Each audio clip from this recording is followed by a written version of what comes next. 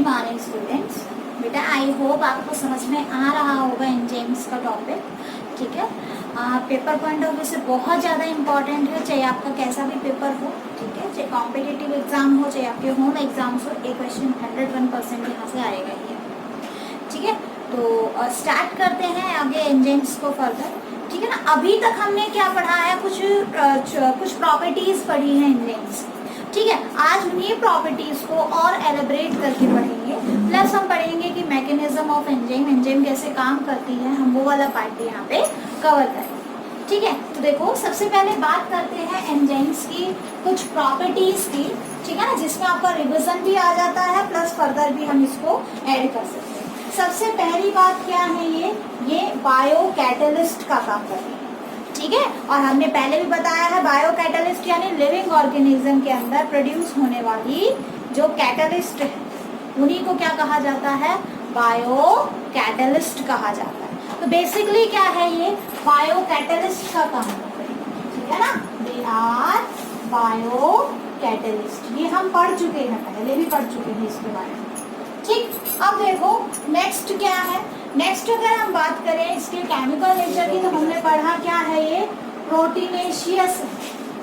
ठीक है, क्या है ये, प्रोटीनेशियस यानी कि प्रोटीन से बना हुआ।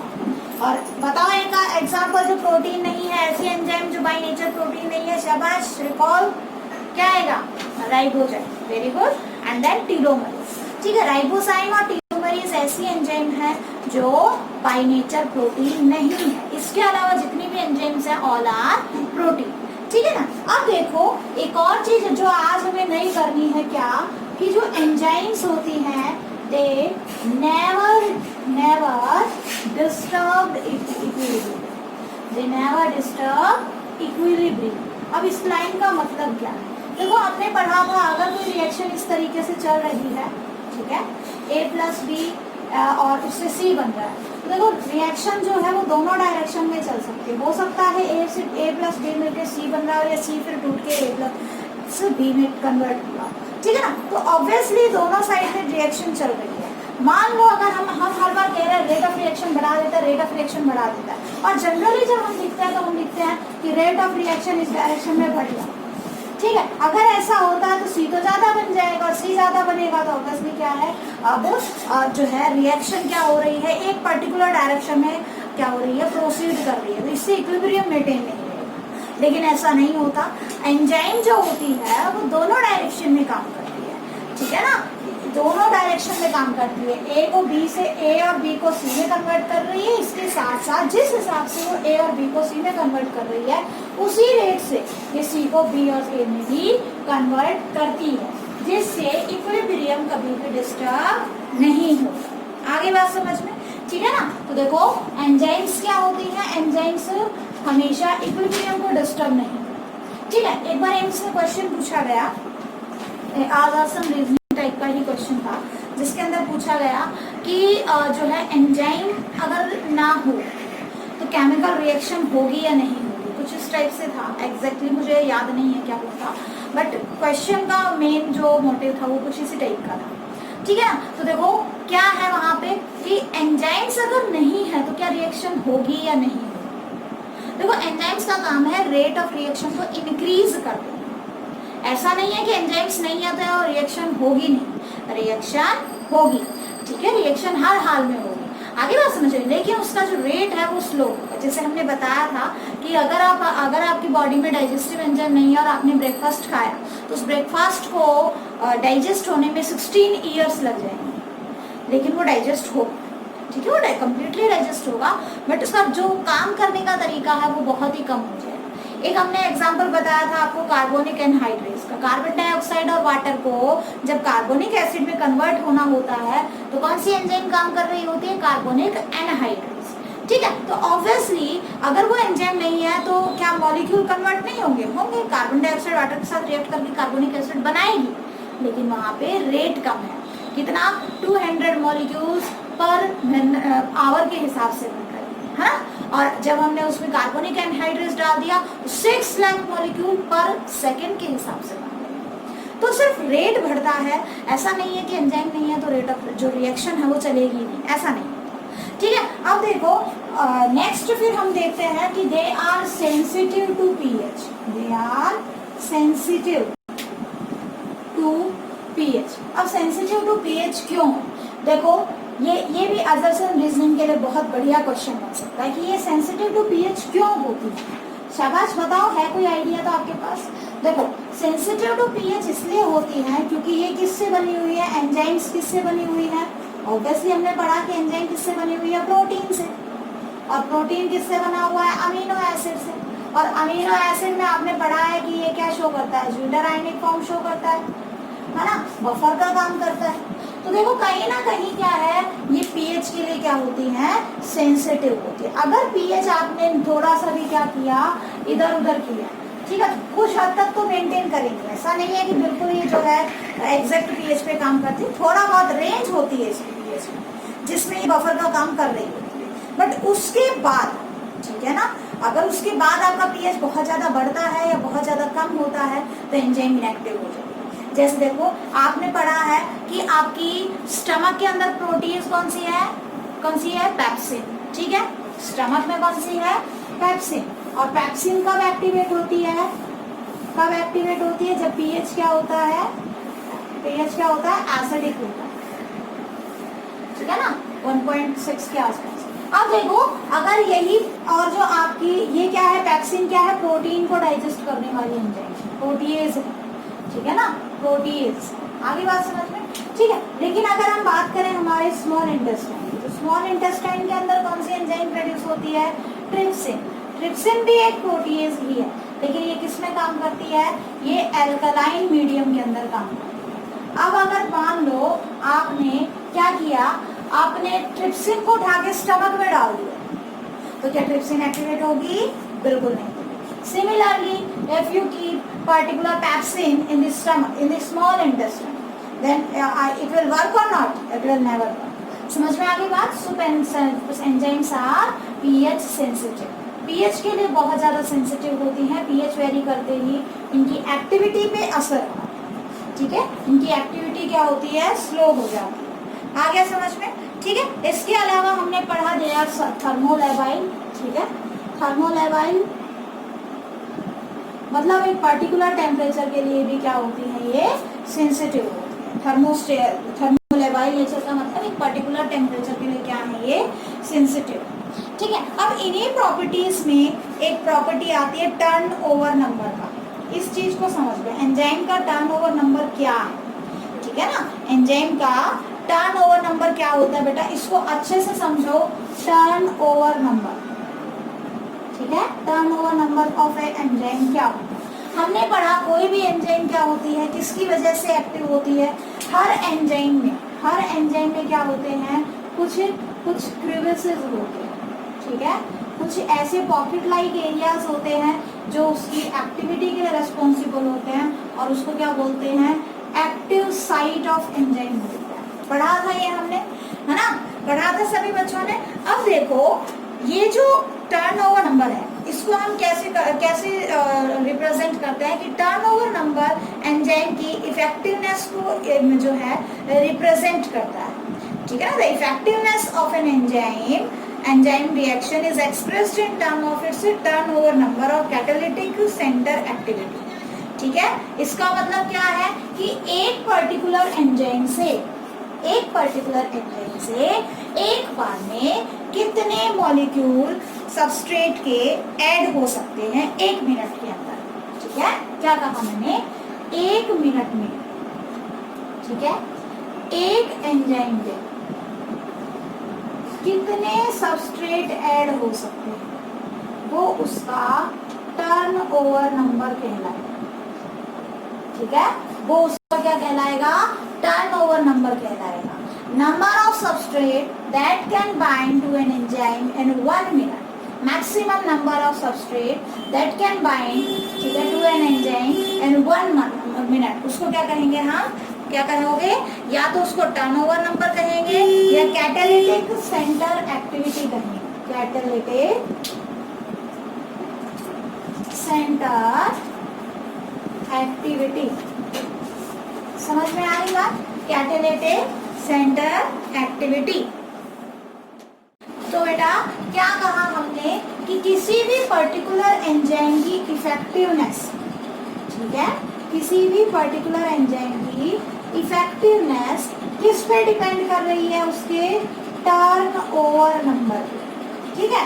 और टर्न ओवर नंबर हमने क्या बताया कि 1 मिनट में एक एंजाइम कितने सबस्ट्रेट से बाइंड करती है, ठीक है। और ऑब्वियसली कितने सबस्ट्रेट्स पे डिपेंड करेगी, ये किस पे डिपेंड कर रहा है, it basically depends upon number of active sites, ठीक है। जितनी ज्यादा एक्टिव साइट किसी पर्टिकुलर एंजाइम के अंदर उतनी ही ज्यादा उसकी एक्टिविटी, उतनी ही ज्यादा वो इफेक्टिव होती है। समझ में आ गई बात, ठीक है ना। तो ये आपको अच्छे से याद कर लेना है, ठीक है ना, कि टर्नओवर नंबर या कैटालिटिक सेंटर एक्टिविटी एंजाइम की क्या होती है। इस पे देखो क्वेश्चन भी आता है। अब एक्टिव साइट को थोड़ा और डिटेल से देखते हैं, एक्चुअल में एक्टिव साइट है क्या, ठीक है ना। देखो एक्टिव साइट बेसिकली क्या होता है, जो एल्काइल ग्रुप होता है, एक्टिव साइट, ठीक है, of an enzyme, active site of an enzyme, वो क्या होता है, जो आपका देखो एंजाइम किससे बनी हुई है, एंजाइम बनी हुई है प्रोटीन से।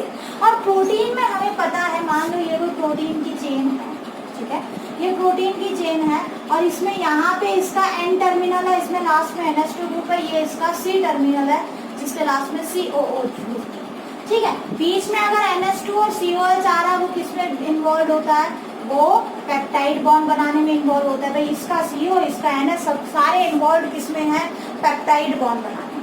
तो बेसिकली जो एक्टिव साइट, ये क्वेश्चन इंपॉर्टेंट है, आया नहीं है, आ सकता है, ठीक है ना। बेसिकली जो एक्टिव साइट होती है वो किससे बनती है, वो बनती है R ग्रुप से, ठीक है। कार्बन के ऊपर एक तो आपने हाइड्रोजन लगाया था, एक लगाया था एल्काइल ग्रुप, साइड चेन, ठीक है। किस पे डिपेंड करती है, साइड चेन पे। तो देखो प्रोटीन के एंजाइम के अंदर उसके प्रोटीन में जो साइड चेन होती है, that are basically responsible for defining the active site of an enzyme। आगे बात समझ में, ठीक है ना। तो एंजाइम का जो 3D स्ट्रक्चर होता है, उसमें जो एल्काइल ग्रुप होते हैं, ठीक है, वो फोल्डिंग के टाइम पे क्या बनाते हैं, एक्टिव साइट बनाते हैं, ठीक है ना। Active site due to presence of alkyl group, alkyl groups in a 3D structure of enzyme। और एंजाइम हमारी क्या है, एंजाइम तो हमारी प्रोटीन है, ठीक है। 3D स्ट्रक्चर में जो एल्काइल ग्रुप होता है, जो बेसिकली साइड चेन होती है, ठीक है, वो। और इसके अंदर एक एक्टिव साइट में, एक एक्टिव साइट के अंदर 3 से 12 क्या होते हैं, अमीनो एसिड जनरली प्रेजेंट होते हैं, ठीक है। 3 to 12 amino acids are generally present in an amino acids are present in an active site. आगे बात समझ में, ठीक है।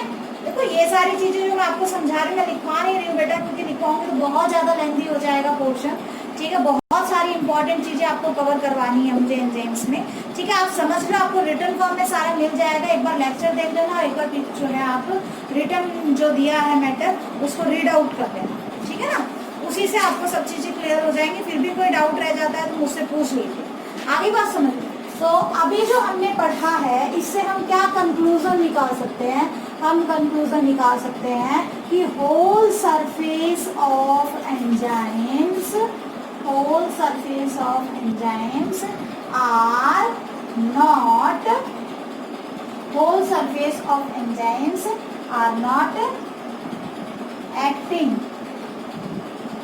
या are not active, are not active, ठीक है। पूरा का पूरा जो सरफेस है वो एक्टिव नहीं रहेगा, ठीक है। केवल कुछ पोर्शन जो है वो एक्टिव रहता है, वो रिएक्शन शो करता है। एक्टिव की वजह एक जो बेटर वर्ड है, आप यहाँ पे रिएक्टिव डाल, पूरा का पूरा सरफेस जो है वो रिएक्टिव नहीं रहता। आगे बात समझ में। अब कुछ इंफॉर्मेशन है जो आपको याद रखनी है। हाईएस्ट टर्नओवर नंबर, ठीक है, हाईएस्ट टर्नओवर नंबर और लोएस्ट टर्नओवर नंबर कौन सी एंजाइम का होता है। और अभी हमने पढ़ा कि जो टर्नओवर नंबर होता है वो बेसिकली किस पे डिपेंड करता है, नंबर ऑफ एक्टिव साइट्स पे डिपेंड करता है। ठीक है, तो हाईएस्ट टर्नओवर नंबर किसका होता है, कार्बोनिक एनहाइड्रेज। किसका होता है, कार्बोनिक एनहाइड्रेज। ठीक है, कहाँ पढ़ी है कभी एंजाइम, पढ़ी है, कहाँ काम आती है, CO2 plus H2CO3 carbonic acid बनाती है, RBC के अंदर होती है। ठीक है ना, आगे बात समझ में। और कितना, ये 36 मिलियन जो है टाइम्स पर मिनट के हिसाब से क्या करती है, रेट ऑफ रिएक्शन को इंक्रीज कर देती है। और अगर आपसे कोई पूछ ले कि लोवेस्ट टर्न नंबर किसका है, तो किसका होता है, लाइसोजाइम का। ठीक है, लाइसोजाइम जो हाइड्रोलाइटिक एंजाइम्स होती हैं उनका क्या होता है, लोवेस्ट टर्नओवर नंबर होता है। आगे बात समझ में। ठीक है ना, तो देखो हमने क्या कहा कि बेसिकली हमने बात की reversibility of action of enzyme. ठीक है, अभी तक हमने जो पढ़ा है reversibility of action of enzymes किया, फिर हमने स्पेसिफिसिटी ऑफ एंजाइम एक्शन किया, सेंसिटिवनेस ऑफ हीट किया। ठीक है ना, तो ये सारी प्रॉपर्टीज हम कर चुके हैं। अब बात करते हैं एंजाइम काम कैसे करती है। ठीक है ना, mode of action of enzyme. और mode of action of enzyme से अब तक जितने भी एंजाइम में क्वेश्चन आए हैं ना, उसमें generally question mode of action of enzyme से ही थे। ठीक है, ठीक है ना। और जो मैं आपको पढ़ा रही हूँ ना, इसमें से केवल कुछ पोर्शन एनसीईआरटी में दिया है, मोस्टली आपको आउट ऑफ योर एनसीईआरटी करवाया जा रहा है, but that is also important for your competitive exam. ठीक है, तो बात करते हैं mode of action of enzymes. Actual में एंजाइम काम कैसे करते हैं। ठीक है ना, बेसिकली उनका मेन जो है ऐसा क्या कर देती हैं जिससे रेट ऑफ रिएक्शन हाई हो जाता है। देखो बेटा, mode of action of enzymes को समझने से पहले हमें एक टर्म समझनी है, एक्टिवेशन एनर्जी।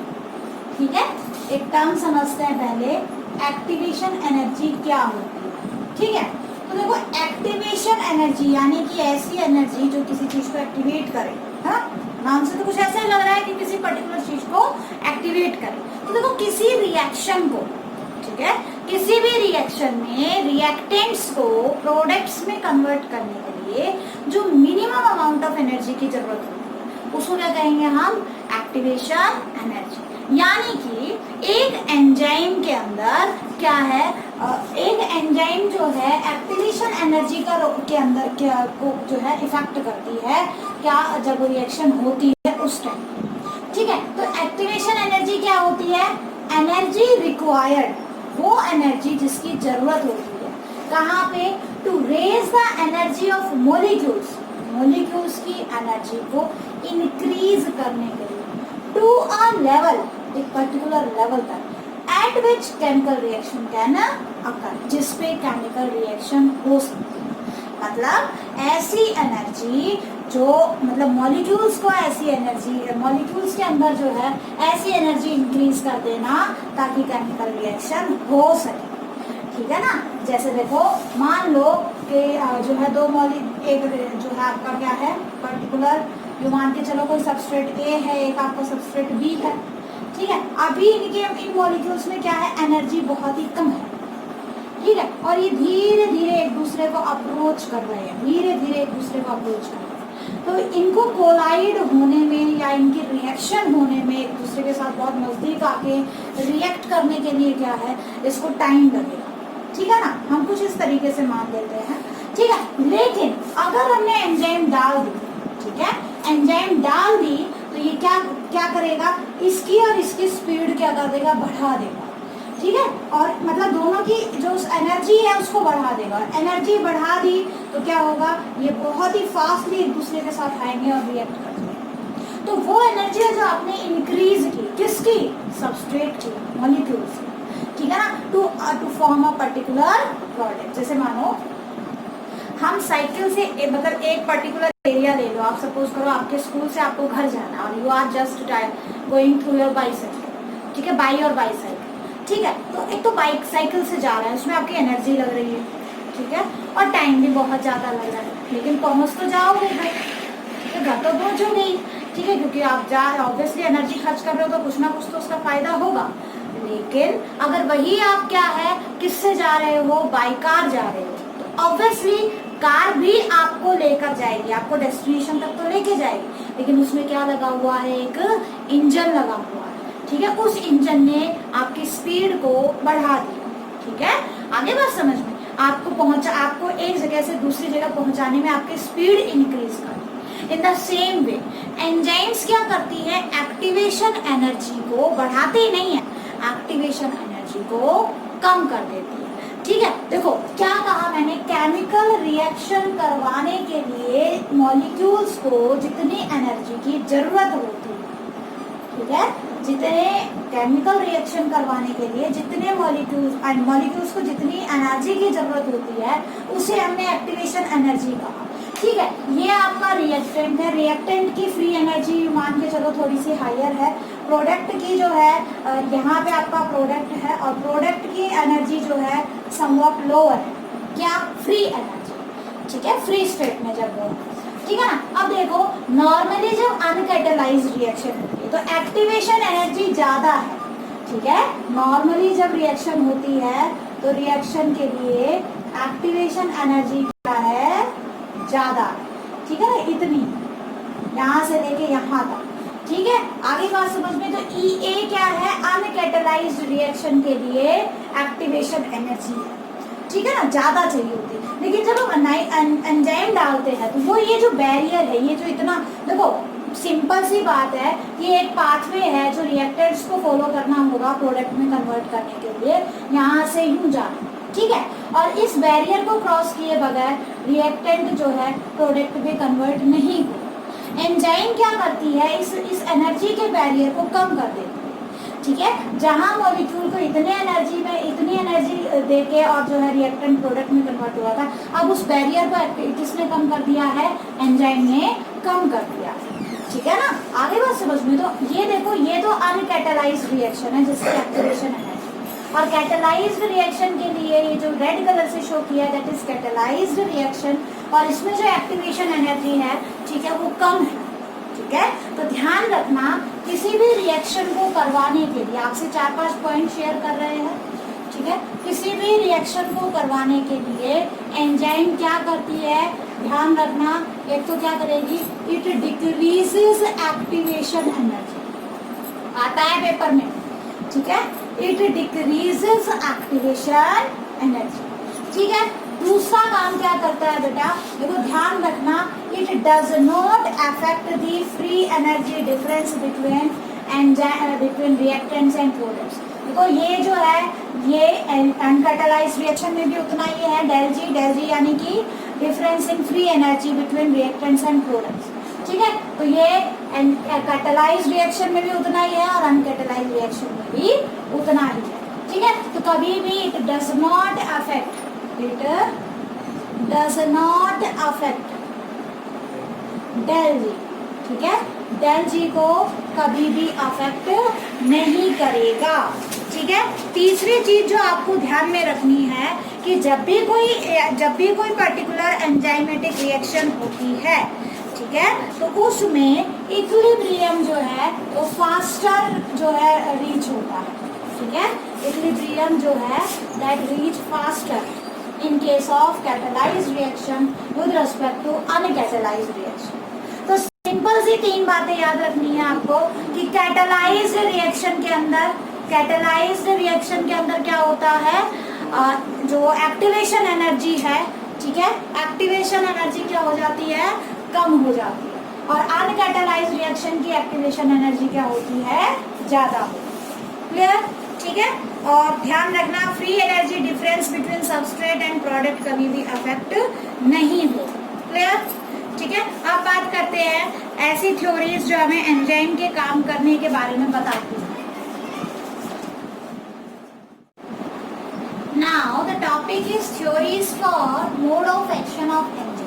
अभी हमने देखा एंजाइम्स क्या करती हैं, एंजाइम्स रेट ऑफ रिएक्शन को इंक्रीज करने के लिए एक तो एक्टिवेशन एनर्जी को कम कर देती है, ठीक है ना, और ये इक्विलिब्रियम को फास्टर रेट से अचीव करवा देती है। ठीक है, इसके साथ साथ जो है और क्या होता है, ये कभी भी डेल जी को अफेक्ट नहीं करती, यानी कि difference in free energy of reactant and product को कभी भी इफेक्ट नहीं करती, ठीक है ना। अब देखो बेसिकली जो है यहाँ पे हमारे पास दो थ्योरीज हैं जो एक्सप्लेन करती हैं कि एक पर्टिकुलर रिएक्शन के अंदर एंजाइम्स कैसे काम कर रहे हैं, ठीक है ना। पहली जो थ्योरी है दैट इज लॉक एंड की हाइपोथेसिस, लॉक एंड की हाइपोथेसिस, ठीक है। और सेकंड जो है that is induced fit theory, induced fit theory, ठीक है। बहुत ही इंपॉर्टेंट है दोनों का अपना एक रेस्पेक्टिव रोल है। सबसे पहले बात करते हैं लॉक एंड की हाइपोथेसिस, लॉक एंड की हाइपोथेसिस, ठीक है।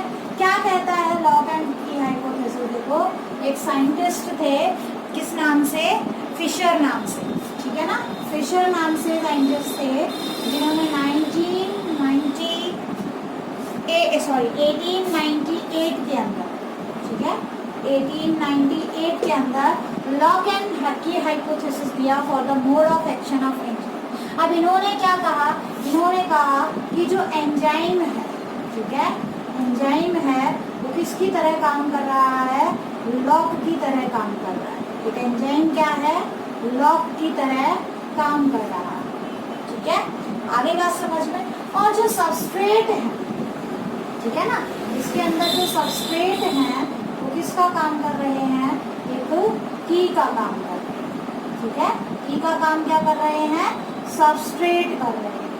तो देखो जब कोई पर्टिकुलर सबस्ट्रेट, ठीक है, जब कोई पर्टिकुलर सबस्ट्रेट एंजाइम के एक्टिव साइट पे बाइंड होता है, वो एक्टिव साइट क्या है? जहाँ पे आप इसको लगाओगे, इस की को इस लॉक में लगाओगे, तो एक चेंज आप करते हो, उसको थोड़ा सा घुमाते हुए कन्फर्मेशनल चेंज होता है, ठीक है ना। और पर्टिकुलर जो है आपका जब ये लॉक खुल जाएगा यानी कि प्रोडक्ट बन गया, ठीक है। अब ये लॉक लगा हुआ है, जैसे आपने इसको क्या किया, इसको घुमाया, ठीक है, तो ये क्या हो जाएगा? खुल जाएगा, यानी कि आपका जो रिएक्टेंट है वो किसमें कन्वर्ट हो गया? प्रोडक्ट।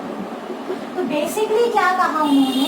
उन्होंने कहा कि एंजाइम्स जो है लॉक की तरह हैं और जो सबस्ट्रेट है वो की तरह है, and every enzyme is specific for its substrate, ठीक है। क्या है इससे हम कंक्लूजन क्या निकाल सकते हैं? पहला कंक्लूजन हमने क्या निकाला कि एंजाइम्स जो होती हैं, ठीक है, that are very specific for their substrate, यानी कि ऐसा नहीं है कि कोई भी एंजाइम किसी भी चीज पे काम करेगा, ठीक है। अगर कोई ए और बी को जो है कैटेगराइज करने के लिए, कोई ए और बी को सी में कन्वर्ट करने के लिए कोई एक पर्टिकुलर एंजाइम है, तो वही एंजाइम हर बार उसको क्या करेगी?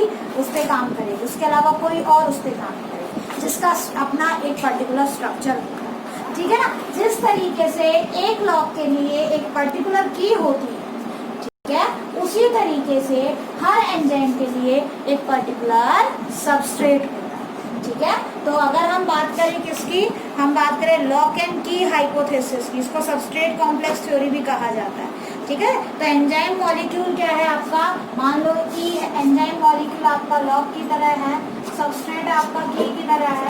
तो जब हम प्रोडक्ट बना रहे हैं सबस्ट्रेट से, तो एक तो कॉम्प्लेक्स बनेगा एंजाइम सबस्ट्रेट कॉम्प्लेक्स, ठीक है। फिर धीरे धीरे इसमें चेंज होगा और बनेगा एंजाइम प्रोडक्ट कॉम्प्लेक्स, और अल्टीमेटली एंजाइम अलग हो जाएगी और प्रोडक्ट अलग बन जाएगा, ठीक है। तो देखो इससे हम क्या कंक्लूजन निकाल सकते हैं कि there is specific enzyme for specific substrate, ठीक है। लेकिन आपने ये भी देखा है कि कुछ एंजाइम, कुछ जो लॉक होते हैं उनकी की जो है सिमिलर होती है दूसरी की से, लेकिन खुलती नहीं है ना। जैसे मान लो, सपोज करो कि ये पर्टिकुलर कोई लॉक है, इस लॉक में ये की काम कर रही है, ठीक है, ये वाली की काम कर रही है, लेकिन वो इस की जगह अगर मैं ये वाली की लगाऊं, ठीक है ना, तो ये नहीं खुलेगा।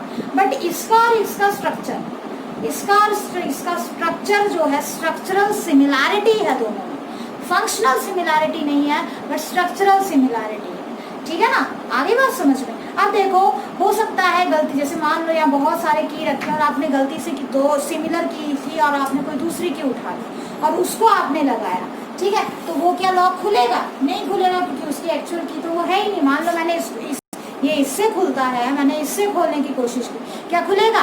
बिल्कुल नहीं खुलेगा, क्योंकि enzymes are sensitive for their substrate, है ना। तो देखो क्या होता है कि कुछ ऐसे मॉलिक्यूल्स होते हैं, ठीक है, जो दिखने में किसके सिमिलर होते हैं? आपके सबस्ट्रेट के सिमिलर होते हैं, लेकिन अगर वो आपकी एंजाइम के साथ बाइंड करते हैं, क्या कहा मैंने कहा कि एंजाइम, देखो ये आपकी मान लो एंजाइम है, ये आपकी एंजाइम है, ठीक है, और इस एंजाइम में आपका जो सबस्ट्रेट ये वाला फिक्स होता है, ठीक है, ये वाला सबस्ट्रेट फिक्स होता है, ये क्या है आपका सबस्ट्रेट, ठीक है। तो जब क्या है आपका ये एंजाइम के अंदर, इस एंजाइम के अंदर ये सबस्ट्रेट फिक्स होगा, ठीक है, ये सबस्ट्रेट इस तरीके से फिक्स होगा, ऐसे कर, ठीक है। अल्टीमेटली क्या बन जाएगा? आपका प्रोडक्ट बन जाएगा, ठीक है ना। अल्टीमेटली आपके पास क्या बन जाएगा? आपका प्रोडक्ट बन जाएगा। मान लो कोई प्रोडक्ट आपका इस तरीके का प्रोडक्ट बन जाएगा, ठीक है, और एंजाइम आपकी इस तरीके से बाहर एज इट इज रीजनरेट, ठीक है ना। ये आपका एंजाइम सबस्ट्रेट कॉम्प्लेक्स हो गया, ये आपका एंजाइम प्लस प्रोडक्ट हो गया, और ये आपका एंजाइम प्लस सबस्ट्रेट। अब क्या कह रही हूँ मैं कह रही हूँ कि कुछ ऐसे मॉलिक्यूल्स भी होते हैं जो सबस्ट्रेट से स्ट्रक्चरल सिमिलैरिटी दिखाते हैं, ठीक है ना, यानी कि वो एंजाइम के साथ उसकी एक्टिव साइट पे फिक्स हो सकते हैं, ठीक है, लेकिन वो काम नहीं करेगा। स्ट्रक्चरल सिमिलैरिटी है, फंक्शनल सिमिलैरिटी है। मान लो आपके पास एक ऐसा मॉलिक्यूल इस तरीके का, ठीक है, ये क्या है? इसको बोलते हैं, ये जो मॉलिक्यूल है ये कॉम्पिटिटिव इनहिबिटर का काम करेगा, ठीक है ना। आगे बात समझ में, इसको हम बोलते हैं इनहिबिटर। क्या बोलोगे? इनहिबिटर, रोकने वाला, ठीक है। आगे बात समझ में, इनहिबिटर। तो देखो ये इनहिबिटर क्या है? इसकी स्ट्रक्चरल सिमिलैरिटी है सबस्ट्रेट से। अगर दोनों एनवायरमेंट में प्रेजेंट है तो दोनों में कंपटीशन होगा कि कौन सा पहले बाइंड करेगा। सबस्ट्रेट भी यहाँ बाइंड कर सकता है और इनहिबिटर भी बाइंड कर सकता है, ठीक है। अगर इनहिबिटर यहाँ बाइंड कर गया, क्योंकि इनहिबिटर भी यहाँ फिक्स हो सकता है, तो रिएक्शन नहीं होगी। अगर आपने गलत चाबी लगा दी ताले में तो ताला नहीं खुलेगा, प्रोडक्ट नहीं बनेगा, ठीक है ना। तो वो जो स्ट्रक्चरल सिमिलैरिटी दिखा रहे हैं ऐसे सब्सटेंस को हमने इनहिबिटर कहा, और बेसिकली ये सबस्ट्रेट के साथ कंपटीशन करते हैं, इसीलिए इनको कॉम्पिटिटिव इनहिबिटर बोलते हैं। आगे चल के इसी चैप्टर में हम जो टॉपिक क्लास में करने वाले हैं that is inhibition of enzyme, inhibitors of enzymes की बात करेंगे, या mechanism of inhibition of enzymes की बात करेंगे। वहाँ एक मैकेनिज्म आता है कॉम्पिटिटिव इनहिबिटर्स। यहाँ भी इसलिए बताया क्योंकि यहाँ पे रोल है असर्शन रीजनिंग में, बेटा क्वेश्चन आया हुआ है एम्स के, ठीक है, कि लॉक एंड की हाइपोथेसिस जो है वो किस बात को रिप्रेजेंट कर रहा है।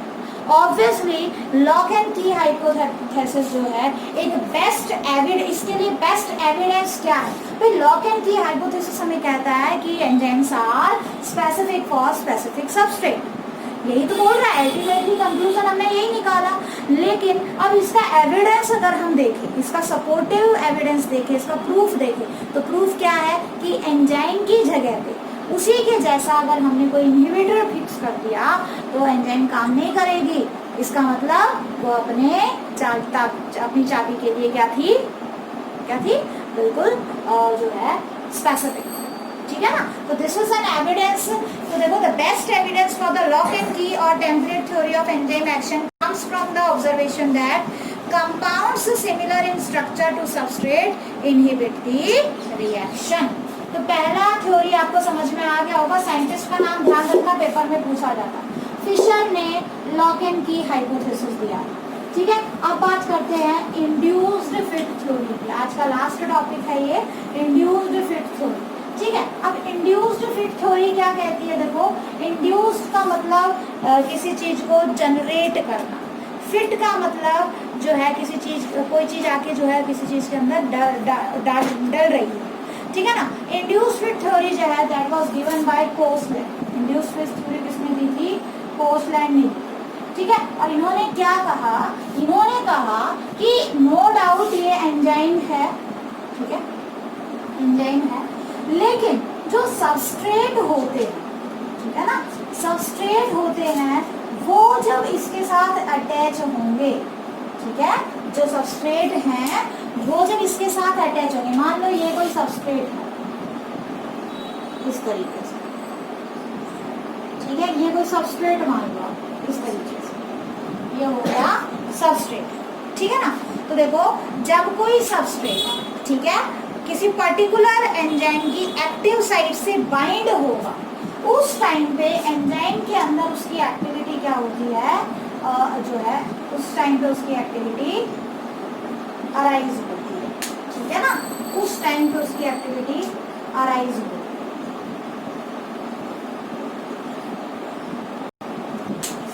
देखो ये आपकी सबस्ट्रेट है, this one is your enzyme, ठीक है, ये एंजाइम हो गई, ठीक है ना। अब इसमें क्या कहा, इन्होंने कहा कि जब कोई एंजाइम जब कोई एंजाइम में सबस्ट्रेट आके फिट होता है, ये सबस्ट्रेट हो गया, ठीक है, इस तरीके से, तो एंजाइम की एक्टिव साइट में कन्फर्मेशनल चेंज होता है।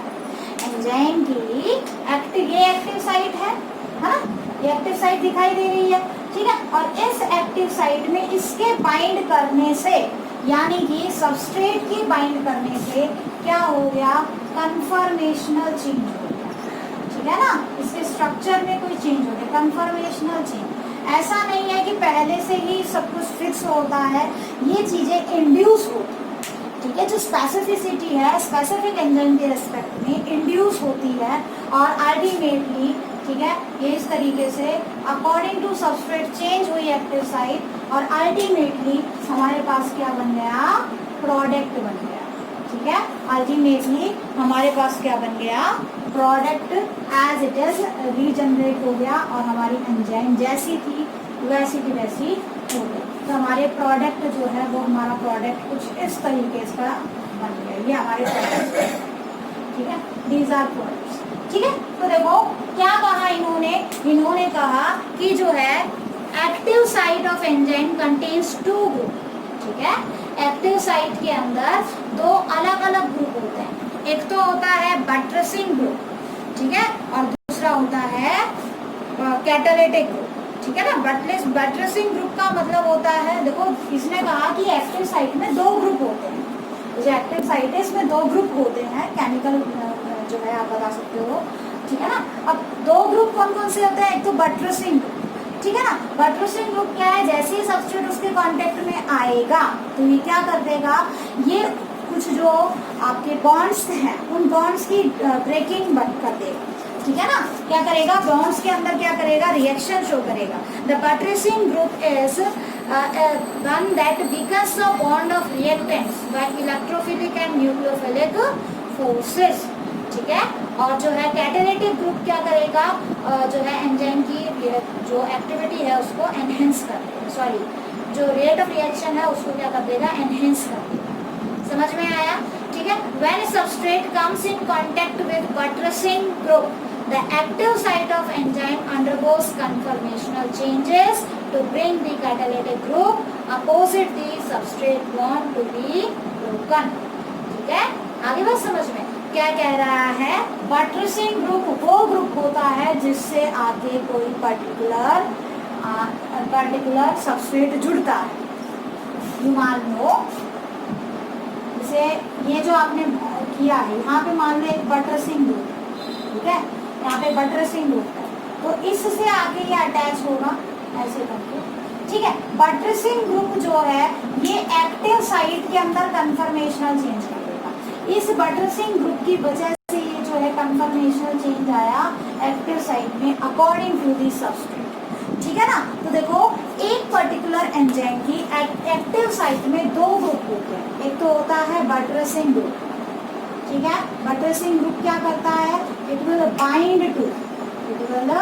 बाइंड टू सबस्ट्रेट, एक तो सबस्ट्रेट से बाइंड करेगा, और फिर कुछ क्या है, इलेक्ट्रोफिलिक और न्यूक्लियोफिलिक फोर्सेस से क्या करवाएगा, रिएक्टेंट्स जो सबस्ट्रेट है उसको एंजाइम्स के साथ क्या करवाएगा, जो है अटैचमेंट करवाएगा। ठीक है, जिससे अब क्या है, जैसे ही सबस्ट्रेट बटरसिंग ग्रुप से आके बाइंड करेगा वैसे ही क्या होगा, जो कैटालिटिक ग्रुप है उसमें कन्फर्मेशनल चेंज होगा, ठीक है ना। तो रिएक्टेंट्स वाले बॉन्ड तो टूटेंगे और प्रोडक्ट्स वाले बॉन्ड बना स्टार्ट हो जाएंगे। जैसे देखो क्या कहा मैंने, ये एंजाइम, ठीक है, ये सबस्ट्रेट और ये हो गया आपका प्रोडक्ट, ठीक है। तो एक टाइम ऐसा भी आएगा, एक टाइम ऐसा आएगा रिएक्शन के दौरान कि सबस्ट्रेट किससे बाइंड है, आपके एंजाइम से बाइंड है, ठीक है। अब क्या होगा कि क्या होगा, धीरे धीरे ये प्रोडक्ट वाले जो है बॉन्ड वो तो बनने लग जाएंगे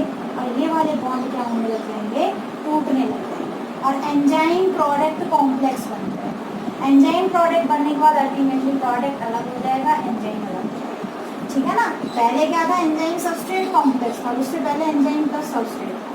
तो देखो बटरसिंग ग्रुप का काम क्या होता है कि जब भी सबस्ट्रेट एंजाइम के कांटेक्ट में आता है, ठीक है, तो ये एंजाइम की एक्टिव साइट में क्या करता है, जो कैटालिटिक साइट है उसको एक्टिवेट कर देता है, ठीक है ना, by breaking of substrate bond, ठीक है। एंजाइम के सबस्ट्रेट के साथ जो बॉन्ड उनको तोड़ता है और जो प्रोडक्ट वाले बॉन्ड हैं उनको बनाता है, ठीक है ना। आगे बात समझ में, और इस तरीके से क्या होता है, कोई भी एक एंजाइम काम करती है। तो कहने का मतलब एक ओवरऑल कंक्लूजन अगर हम निकालें इंड्यूस्ड फिट थ्योरी से, तो क्या कंक्लूजन निकलता है, कंक्लूजन निकलता है कि कभी भी जो है एंजाइम के अंदर प्रोडक्ट सबस्ट्रेट के लिए जो एक्टिव साइट है, ठीक है, वो पहले से जो है इस तरीके की नहीं होती कि कोई सबस्ट्रेट जैसा उसी के अकॉर्डिंग काम करे, ठीक है ना। उसमें दो अलग अलग ग्रुप होते हैं, वो पर्टिकुलर ग्रुप डिसाइड करते हैं कि वो एंजाइम किस तरीके से काम करेगी। एंजाइम जो है उसके अंदर जब ये पर्टिकुलर सबस्ट्रेट फिट होगा तब उसकी एक्टिविटी इंड्यूस, ठीक है, समझ में आया। देखो एक बार रीड आउट करके देखना, ठीक है, हो सकता है आपको अलग अलग मैटर अलग अलग जगह से मिले, बटरसिंग ग्रुप वाला कॉन्सेप्ट ना भी मिले, ठीक है। तो आप अपनी बुक से पढ़ना, मैं जो नोट्स दे रही हूँ उससे पढ़ना, और फिर भी कोई प्रॉब्लम आ रही है तो बेटा प्लीज़ आस्क, क्योंकि ये टॉपिक आपका जो है हर जगह आपको जो है हेल्प करेगा और हर जगह पेपर में आएगा, ठीक है ना। मेरी तरफ से मैंने आपको mode of action of enzyme बता दिया है। एक तो कॉन्सेप्ट आपका बचता है आइसो एंजाइम्स का, ठीक है, एक आपका कॉन्सेप्ट बचता है डिफरेंट टाइप्स ऑफ एंजाइम्स की जो क्लासिफिकेशन है उसका टॉपिक बचता है, ठीक है, और एक एंजाइम की एक्टिविटी से रिलेटेड एक टॉपिक है जिसमें हम एक माइकेलिस कांस्टेंट वाला टॉपिक है, ठीक है ना। तो वो अभी लग जाएंगे दो और लेक्चर्स लग जाएंगे एंजाइम्स वाले टॉपिक में। आज के लिए इतना ही बहुत है, ठीक है ना। That's all for today's lecture, thank you.